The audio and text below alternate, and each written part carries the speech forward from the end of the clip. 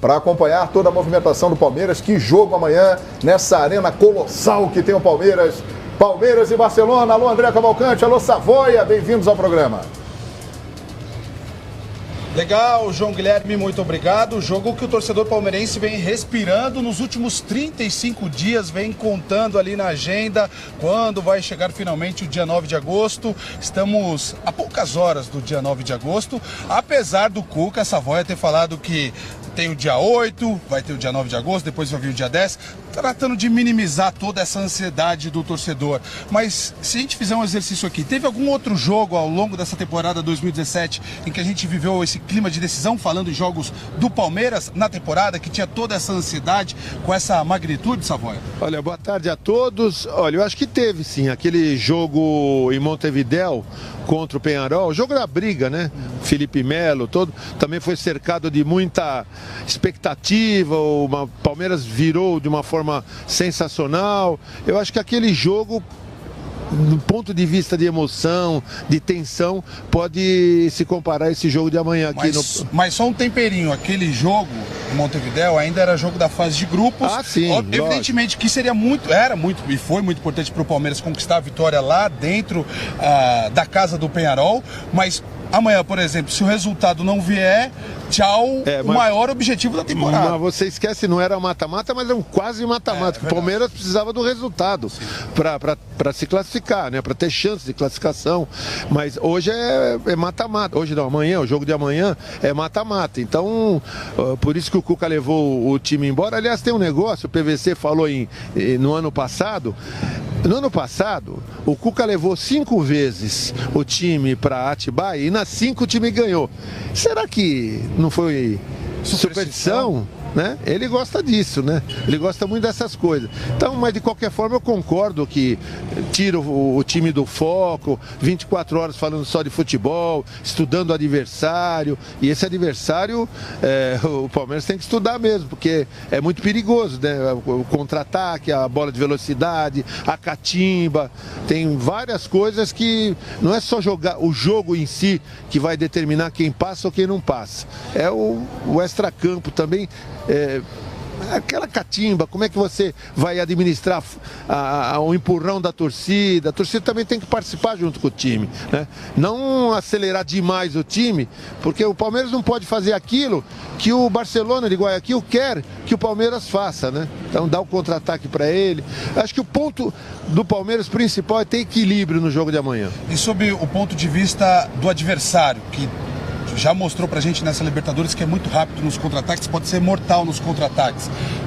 E no contexto também, sobre o contexto do que o PVC disse, que dificilmente Jean e Guerra terão condições de jogo. Você imagina uma montagem de equipe por parte do Cuca mais preocupada com a marcação ou com a recomposição, então, não tão ofensiva? Não dá para saber o que o Cuca está pensando. Ele está numa sinuca de bico, porque ele precisa atacar, porque tem que ganhar o jogo por 2-0. E tem que se defender porque não pode tomar um gol, porque se tomar um gol 2-0 só não serão suficientes. Então acho que ele vai optar pelo equilíbrio, um time que consiga atacar e que tenha algumas precauções defensivas para bloquear justamente o contra-ataque, que é a principal característica do adversário. E a gente sabe que esse adversário, quando ele toma um gol, ele não muda o estilo, ele continua da mesma forma. Então, quer dizer, é mais uma preocupação para o técnico do Palmeiras. Eu acho que o Palmeiras está no caminho certo, 2-0 não é uma coisa assim tão absurda pela qualidade que tem o Palmeiras, pelo estádio, pelo clima, pela atmosfera. No fim, acho que vai dar Palmeiras. Eu ia te perguntar justamente sobre a atmosfera, reforçando esse tema. Tem sido mais batido, já que a gente também teve esse intervalo longo de 35 dias entre uma partida e outra. Você acha que esse recado do Cuca, de que tem o dia 8 de agosto, amanhã viveremos o dia 9 de agosto, depois dia 10 de agosto, e assim vamos tocando a vida. A torcida recebe esse tipo de mensagem? Ou você acha que no primeiro erro de passes, ou pelo menos, por exemplo, se o Barcelona conseguir um contra-ataque rápido, a torcida pode criar aquele burburinho, aquele grau de desconfiança no estádio que acaba contaminando a equipe dentro de campo? Eu acho que não foi nem para a torcida, foi para o jogador do Palmeiras. Ele sabe que para ganhar o jogo ele vai ter 90 minutos. Então se o time sair desesperadamente para conseguir o gol a força, você pode tomar um gol, pode ficar pior. Então ele está dizendo, tem 90 minutos para ganhar, ele foi muito claro. claro. Por isso que eu não acho desta vez que o Palmeiras vai fazer uma blitz, vai com tudo, vai tentar pôr a bola no chão, vai usar as laterais, vai usar as ultrapassagens, vai usar o jogo aéreo, vai jogar a jogada de linha de fundo, porque é só assim. Porque se for com tudo e tomar um gol, fica numa situação super difícil e ele não pode se arriscar a ponto de. Entendi. Valeu, Savoia. Amigos do Expediente Futebol, a gente devolve a bola para vocês no estúdio, momentaneamente, temporariamente, porque lá dentro do Allianz Parque o time já realiza a sua última atividade antes do confronto contra o Barcelona de Guayaquil. A gente vai se deslocar para a área de imprensa e daqui a pouquinho a gente volta a falar ao vivo dentro da nossa programação. Teremos inclusive a entrevista coletiva do lateral esquerdo Egídio. Enfim, daqui a pouco a gente volta com mais novidades alviverdes, direto daqui do Allianz Parque. João Guilherme. Ok, esperamos vocês. Lembrando que o programa hoje vai até às 7h05, porque teremos aí uma rodada dupla de Libertadores, Lanús e The Strongest, e depois River Plate e Guarani do Paraguai, direto do Monumental de Núñez. Companheiros, véspera do jogo, né? É o jogo. É o jogo. O Palmeiras carrega uma derrota que foi um vacilo enorme, né? Para mim, falhou o Fernando Praz naquela bola. Foi nos acréscimos que o Palmeiras perdeu a possibilidade de fazer 1-0 e classificar. 1-0 e classificar. Ele pode se classificar com 1-0, mas tem que ir para a decisão por pênaltis. Segurava o empate, perdeu o gol no começo da partida com o Willian, teve chance de fazer 1-0.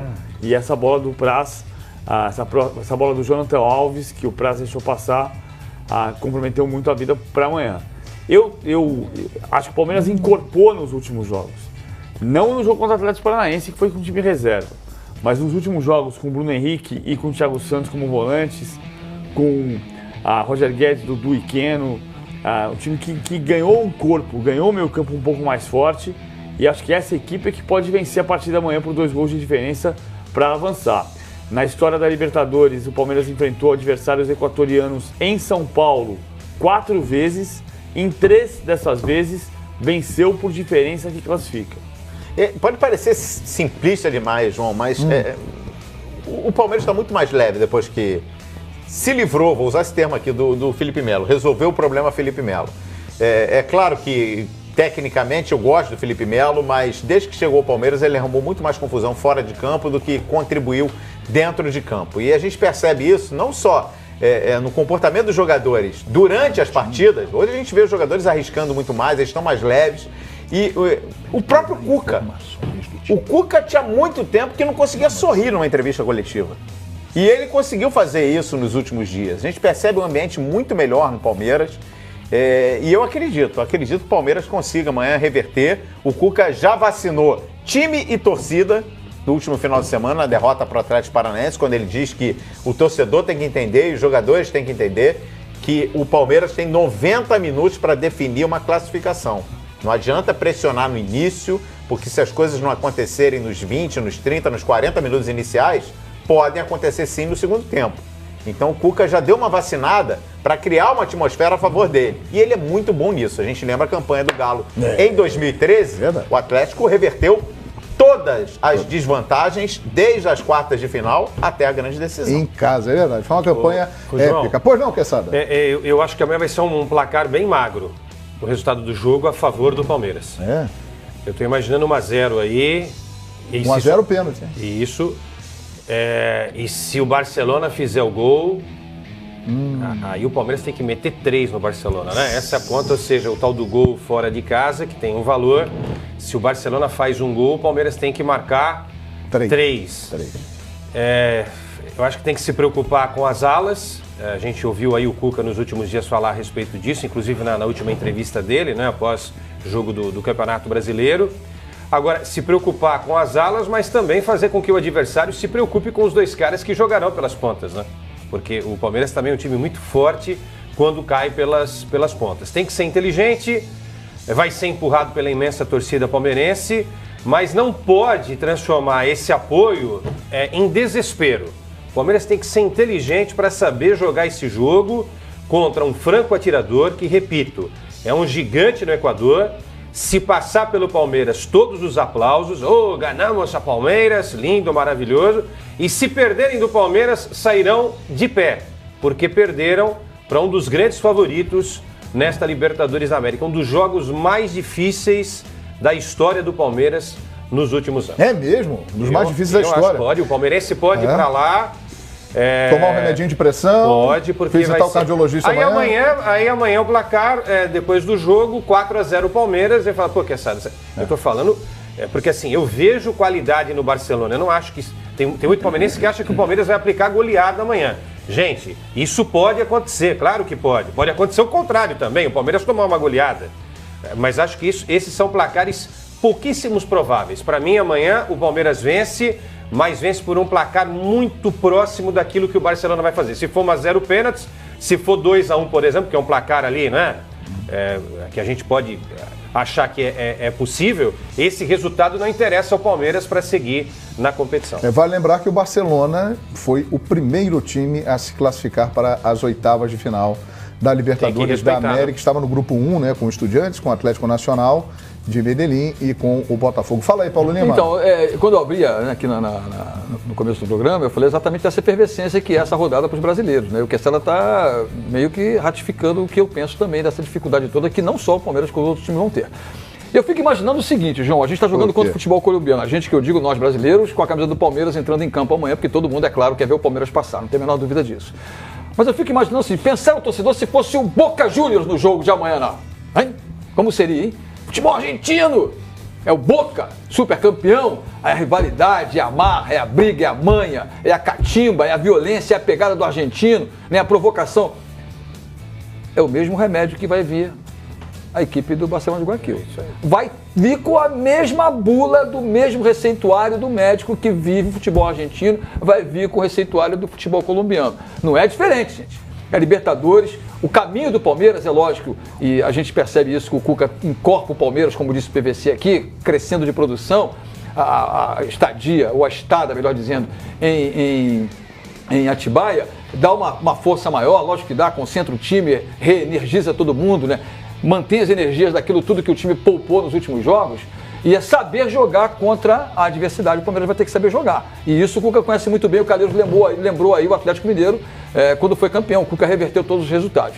Mas essa escola colombiana, ela traz para o time do Barcelona e remete ao time do Palmeiras exatamente esse receituário da provocação, da amarração do jogo, da catimba, da cera e, acima de tudo, de um jogo, que vai ter uma arbitragem que, se não tiver em cima, os caras vão bater, mas os caras vão chegar junto, vai ter muita caneleira voando amanhã no Allianz Parque. Não será um jogo para poucos, será um jogo para jogador homem, jogador macho, como diria um velho técnico de futebol que diz assim, esse jogo não é para criança, não é para juvenil. Quem é esse técnico? Evaristo Macedo. Evaristo, Evaristo.